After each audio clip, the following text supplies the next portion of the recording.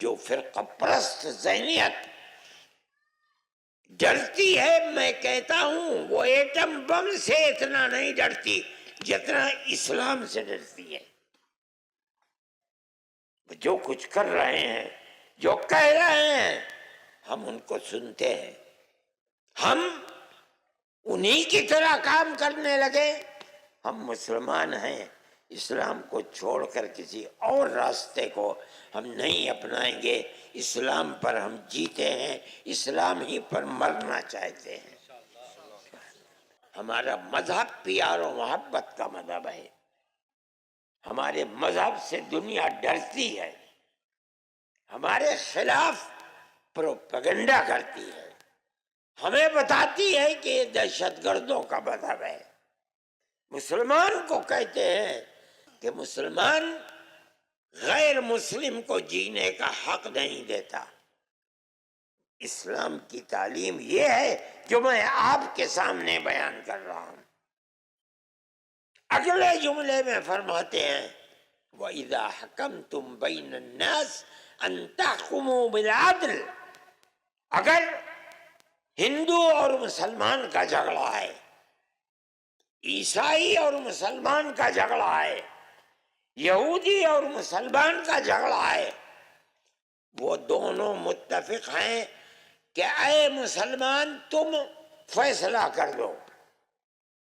قرآن کیا کہتا ہے؟ اگر تم حاکم بنتے ہو فیصلہ کرنے کے لیے تو مذہب کو دیکھ کر فیصلہ نہ کرنا، تمہارا ہر فیصلہ عدل و انصاف کا فیصلہ ہونا چاہیے۔ اسلام کی تعلیم ہے۔ مسلمان کے دل کے اندر بڑی قیمت ہے۔ اللہ کے نبی نے یہی تعلیم دی ہے۔ ایک انسان دوسرے انسان کا بھائی ہے، ایک ماں باپ کی اولاد ہے، سب کے سب آدم کی اولاد ہیں، چاہے بعد میں کسی نے کسی مذہب کو اپنا لیا، لیکن اسی ایک ماں اور اسی ایک باپ کی اولاد ہیں، بھائی ہیں۔ اللہ کا نبی کیا تعلیم دیتا ہے مسلمان کو؟ تبسمک فی وجہ اخیک لک صدقۃ۔ تمہاری ملاقات بھائی سے ہو، تمہارا اپنا بھائی ہے، ماں باپ کی اولاد، تمہارا دینی بھائی ہے، اور آگے بڑھو۔ نہیں، انسان انسان کا بھائی ہے۔ جب ملو ہنس کر ملو، خوشی کے ساتھ ملو، اپنے چہرے کے اوپر مسکراہٹ کے ساتھ ملو۔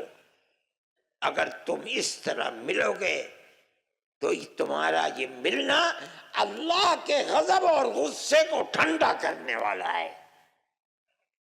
یہ اللہ کے نبی کی تعلیم ہے۔ پھر فرماتے ہیں ارشادک الرجل فی الطریق لک صدقۃ۔ اگر کوئی بھائی، کوئی انسان، ہندو، کوئی مذہب، کسی بھی مذہب کا ماننے والا، ارشادک الرجل فی ارض الضلال، اسے راستہ نہیں مل رہا ہے، اسٹیشن کدھر ہے، بس اسٹینڈ کہاں ہے، مسجد کہاں ہے، گردوارہ کہاں ہے، مندر کہاں ہے، اگر تو اس کو راستہ اس کی جگہ کا بتا دیتا ہے، یہ بھی خدا کے غضب کو ٹھنڈا کرتا ہے۔ اس سے کوئی بحث نہیں ہے کون ہو۔ فرماتے ہیں اماطتک الحجر والشوک والعظم لک صدقۃ۔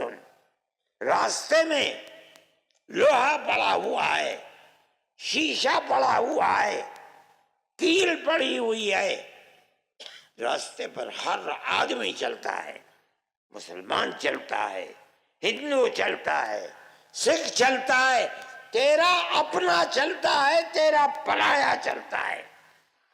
اللہ کا نبی فرماتا ہے اگر تو نے اس چیز کو ہٹا کر ایک طرف پھینک دیا تاکہ کسی چلنے والے کو نقصان نہ پہنچے، اللہ کا غضب اس پر بھی ٹھنڈا ہوتا ہے۔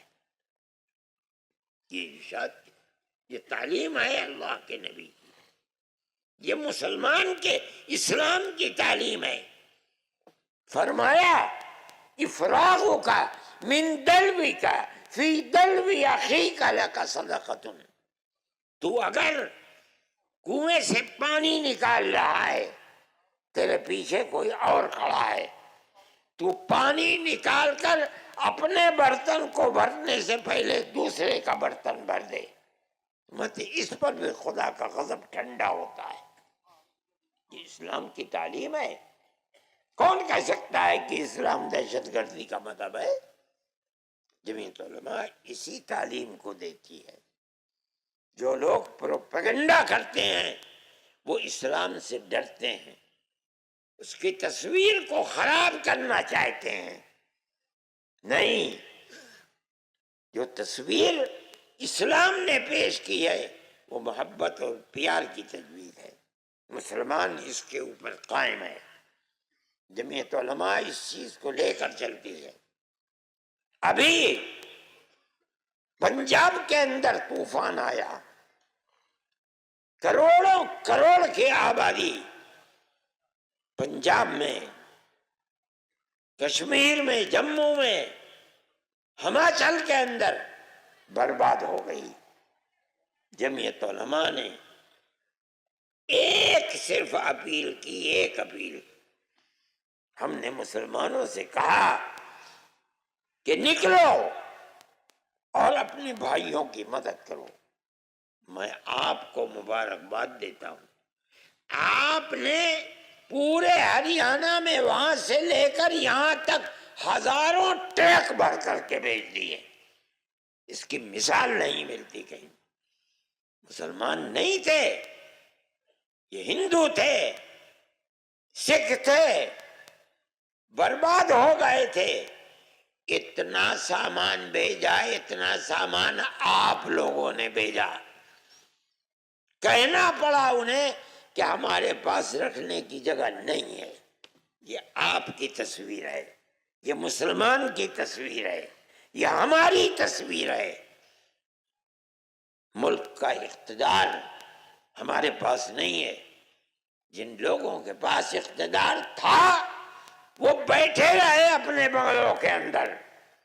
عورتوں نے اپنے کان کے زیورات نکال کر دے دیے، اپنے گلوں کے زیور اٹھا کر۔ کن کے لیے؟ مسلمان کے لیے نہیں، اپنے سکھ بھائیوں کے لیے۔ یہ اسلام کی تصویر ہے۔ جمعیت علماء کا یہ کام ہے۔ میں آپ سے کہتا ہوں اپنی اس پرانی تصویر کو آپ مضبوط کیجئے۔